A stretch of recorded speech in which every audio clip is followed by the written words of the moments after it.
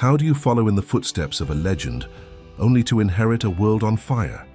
What do you do when your first week as CEO coincides with one of the darkest days in history? Jeffrey Immelt was born in Cincinnati, Ohio, in 1956. His father worked 38 years on the General Electric assembly line. The factory floor was noisy, gritty, and honest, and young Jeff absorbed it all. He went from Dartmouth to a Harvard MBA. Ambitious, sharp, and unafraid to get his hands dirty, he joined GE in 1982. Sales, plastics, appliances. He did the grind, learned the ropes, and slowly climbed the mountain. In 2001, he was named CEO of General Electric, succeeding the iconic Jack Welch, one of the most celebrated business leaders of all time. But fate doesn't always give smooth landings. Just 4 days into his role, September 11th happened. GE owned aircraft engines, insurance, financial services. The company's exposure was massive. Its stock plummeted. The pressure was soul-crushing. And yet, Immelt didn't flinch. He didn't chase quick wins. He reinvested in innovation, pivoted toward healthcare and clean energy, and cut hundreds of billions in debt over time.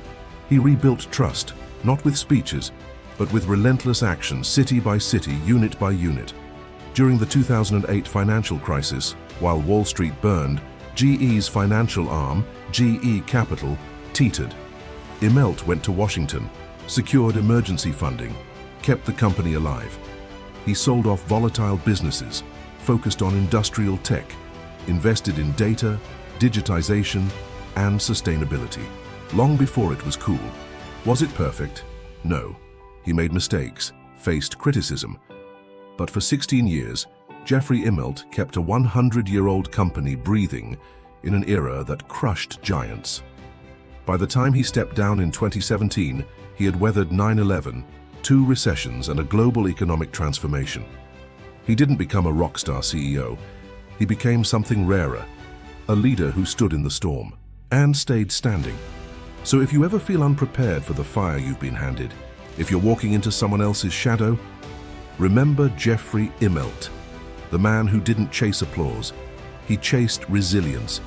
And in doing so, he carried an American titan through some of its darkest hours, not because it was easy, but because it had to be done.